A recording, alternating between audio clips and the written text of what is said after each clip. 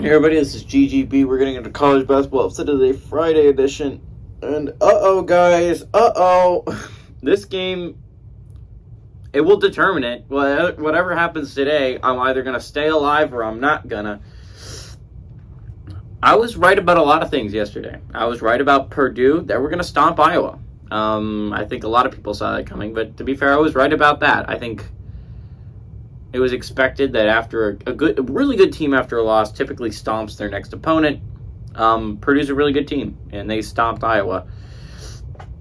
I think most people would have saw Oregon State and Cal both getting blown out. Oregon State made it interesting at times in the first half, and Cal made it interesting with about 5 minutes left to go in the game. But Arizona and UCLA were both able to win and have sizable wins.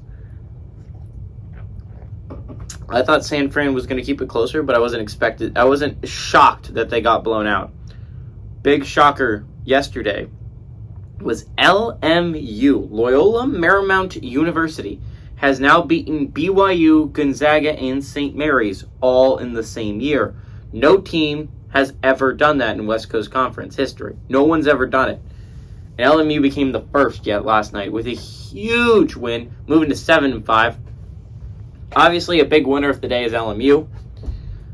They moved to 7-5. They keep third place. Not only did they win, BYU lost, which gives them a good. Now they're only half a game up on Santa Clara, but now they're up on BYU. Gonzaga also a huge winner yesterday with the LMU victory. Gonzaga, while still not in first place, is only a game out instead of that dreaded 2 games back. So while Gonzaga won yesterday, St. Mary's lost, and that was a big loss by St. Mary's and a big W for Loyola Marymount, trying to make the tourney as possible. I mean, like, they're playing their way onto a bubble spot, right? They're playing their way onto I think they could play their way into a position where they don't have to win the West Coast Conference to make the tourney. Anyways, LMU's playing some pretty good basketball right now. The Lions are playing phenomenally well. Big losers of the day, obviously St. Mary's is a huge loser. Not only did they blow an excellent opportunity to stay undefeated in conference play, move to 11-0 and keep that 2-game lead on Gonzaga, they blew a game that they should have had, right? It was a game that if you just make your free throws at the end there, if you're St. Mary's, this is a game you have. But unfortunately, you miss some. It allows LMU to make a big shot, sends it to overtime, and LMU just wins in overtime. So a big loss by St. Mary's there. Only a game up, and Gonzaga gets to play them again.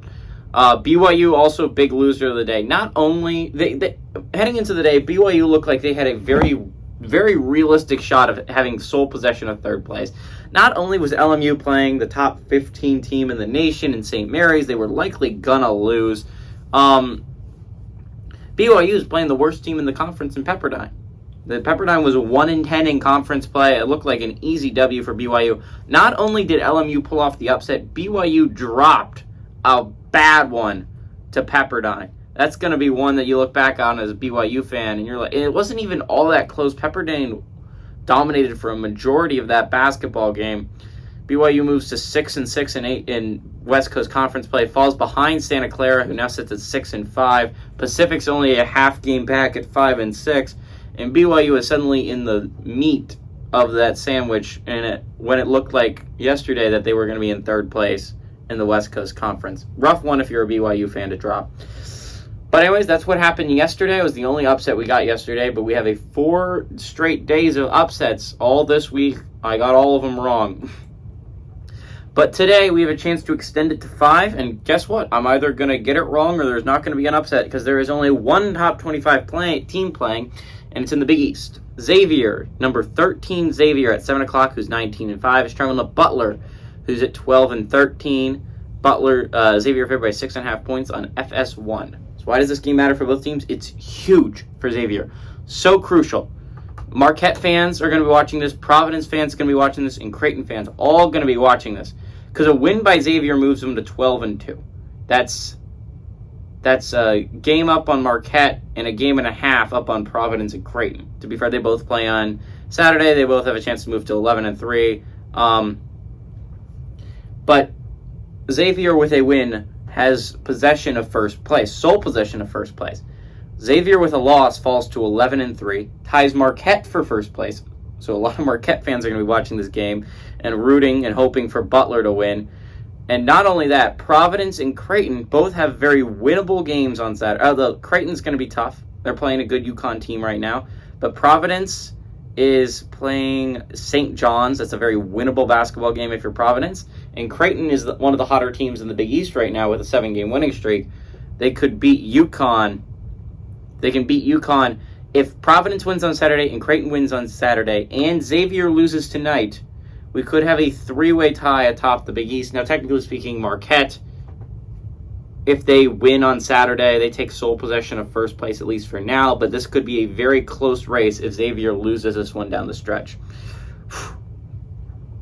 Why is this an important game for, let's say, Butler? It's an important game for Butler for one of two reasons. You got to stave off DePaul, right? DePaul sits at 3-11 with a loss. You would fall to 4-11 and only be half a game up on DePaul. Why is this important? Other than that, Butler with a win can move to 5-10 and pass St. John's. That's important, at least right now. And then obviously if you're a Butler fan, you're going to be watching the St. John's Providence game and being a big fan of Providence.